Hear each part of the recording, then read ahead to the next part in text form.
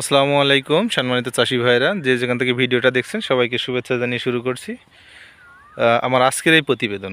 আমি আজকের এই প্রতিবেদনের মাধ্যমে আপনাদেরকে একটি চায়না কমলার বাগান দেখাচ্ছি। এটা নতুন রোপণ করা হয়েছে চারাগুলো। এগুলোর বয়স 2 মাস প্লাস। বাগানটি 2 মাস প্লাস বয়স, 2 মাস আগে এটি রোপণ করা হয়েছে। পেয়ারাগুলো বয়স অত না, পেয়ারাগুলো হয়তো বা 40 দিনের মতো হবে রোপণ করা হয়েছে। জমিটায় এর আগে অন্য একটা ফসল ছিল, মুসুরি ছিল, যার কারণে গাছের গ্রোথ একটু কম। তারপরেও মার্শাল্লাহ এখন অনেক সুন্দর দেখা যাচ্ছে, কারণ প্রতিদিন একটা অন্যভাবে গ্লেজ দিচ্ছে চারাগুলো দিয়ে, মানে দেখতে অনেক সুন্দর লাগছে।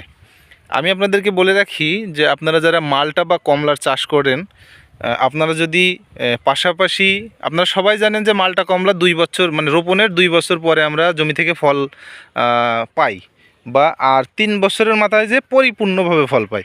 তাহলে আমাদের মাঝে তো একটা বিশাল একটা গ্যাপ থেকে যায়। এই গ্যাপ যেন আমরা না থাকে, তারই পরিপ্রেক্ষিতে আমরা একটা আমাদের কৃষকদের দিয়ে আমরা একটা চাষ পদ্ধতি, যেটা আমাদের এদিকে সবাই এটা ফলো করে, যেটা হলো এই 2 বছর যেন জমিটা না পড়ে থাকে, সেই দিকটা লক্ষ্য রেখে এরই ভিতরে সাথী ফসল হিসাবে পেয়ারা চাষ করা। আর এটা খুবই একটা ভালো চাষ, কারণ আপনার 6 মাস 7 মাসের মাথায় যে আমরা পেয়ারা হারভেস্ট করতে পারি, যার কারণে আমার জমি থেকে আর্ন আসা শুরু হয়, মানে ইনকাম শুরু হয়। ওই 2 বছরের যে আমার একটা পরিকল্পনা থাকে যে আমি মালটা বা কমলা 2 বছর পরে হারভেস্ট করতে পারবো, তখন ইনকাম করতে পারবো জমি থেকে, তো ওরকম না। যার কারণে এটা লাভজনক যে আপনার জমিটা পড়ে না থেকে এই 2 বছরের ভিতরে কিছু অন্তত ইনকাম শুরু হলো বা কিছু আসা শুরু হলো, এবং জমির একটা বৃহৎ খরচও এখান থেকে বের হয়ে আসে।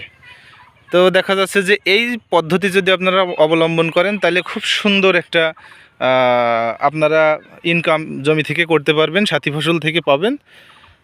এটা আমি বলে রাখি, আমার লাগানোর কৌশলটা একটু বলি। আমার এখানে যে কমলার চারাটা, চায়না কমলাটা আছে, আর এই যে কমলাটা আছে, এটার দূরত্ব 8 হাত, অর্থাৎ চতুর্দিকে 8 হাত করে আমার স্কোয়ার করা।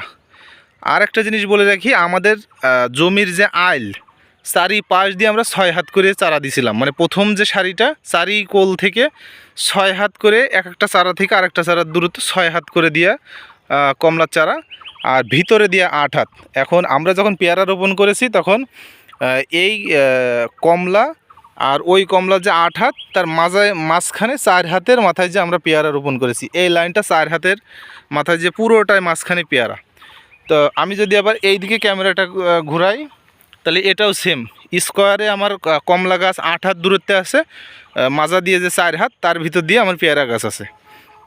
তো আপনারা এইভাবে যদি সাথী ফসল দিতে পারেন জমির ভিতরে, যারা এই মালটা কমলার বাগান করেন, তাদের জন্য একটা ব্যাপক সুন্দর একটা চাষাবাদ হবে বলে আমি মনে করি, এবং আপনার জমি থেকে অল্প দিনে আপনার ইনকাম আসা শুরু হবে।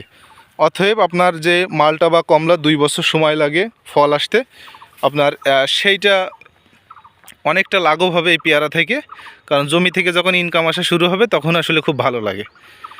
তো যারা আপনারা এই ভিডিওটা ভালো লাগবে, অন্তত একটু শেয়ার করে দিয়েন, অন্যদের দেখার সুযোগ করে দিয়েন, তাহলে এটা দেখে অনেকে অনেক তথ্য পাবে।